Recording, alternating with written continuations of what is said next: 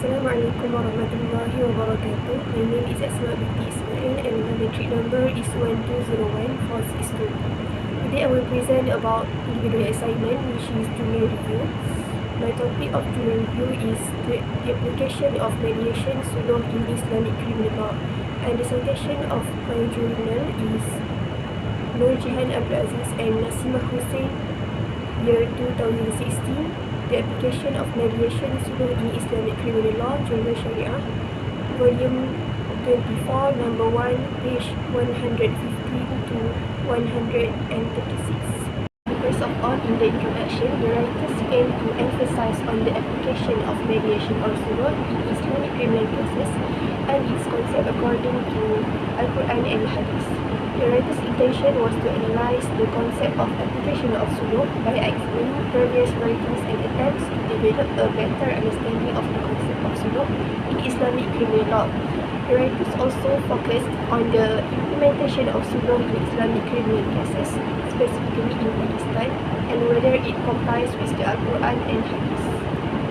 There are three categories of criminal punishment in Islamic criminal law, which are hudud, qisas, and ta'zir. For hudud and qisas, the punishment are clearly stated in Al-Quran and Hadith, while for ta'zir, the punishment is according to authority and is discretionary. In Islam, every criminal offences that had affected the victim individually can be resolved through the sulh method. This is because Islam is a religion that encourages peace and harmony among people, as it gives the offender and the victim of the crime chance to reconcile and compromise, as long as the crime only affected the victim personally and not involving others separately. Next, we move to the discussion. First and foremost, the writers, which are Nur Jihan Abdul Aziz and Nasimah Hussein, wrote about the definition of sulh. In the definition that had been written by the writers, it stated that the process of sulh can be held with or without the assistance of a middleman, or called as a sulh officer. However, from my study, I ought to know that it is an obligation for every sulh session to have a sulh officer who acts as a middleman between the two parties. The parties cannot be their own and have to be assisted by a sulh officer throughout their session. Otherwise, the session is not considered as sulh session itself. After that, the writers also had provided strong arguments from the Al-Quran that describe about sulh in resolving criminal matters. This proposition from Al-Quran cannot be argued anymore because it comes from the Creator. The writers brought a few verses from Al-Quran, such as from Surah Al-Hujurat, verse 10.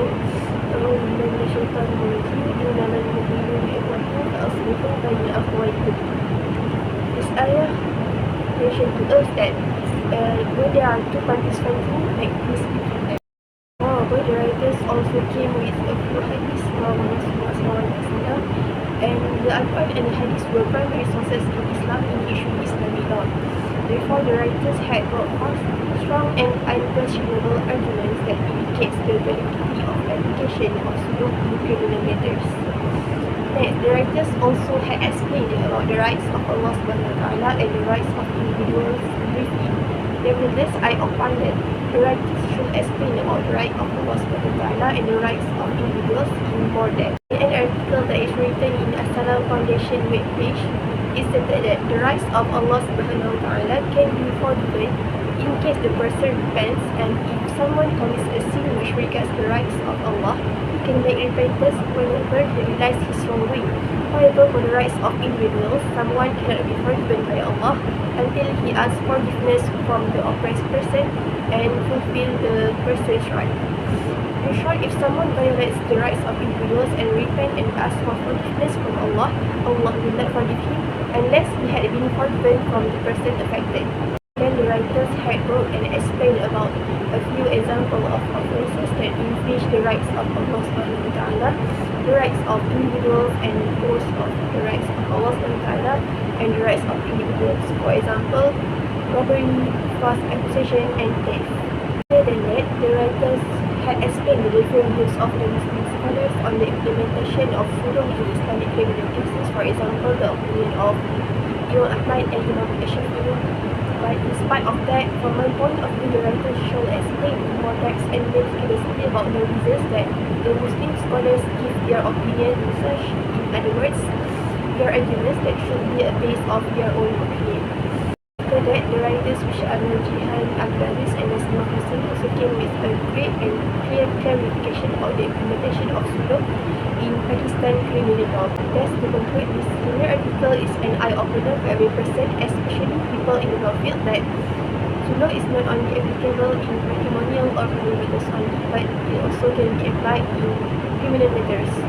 The writers, which are Jihan, Abdalis, and Asma had succeeded in explaining the topic of application of Sulh in Islamic criminal law.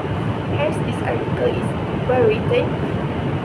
Nonetheless, there are many details that had to be added, such as the details of the opinion of Muslim scholars.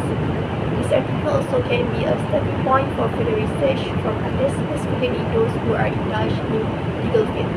It can bring many benefits for others, and somehow we can instill the element of Sulh in criminal law in relation to by looking at Pakistan as an example of a country that has applied Sulh into criminal cases. That's all for me. Thank you.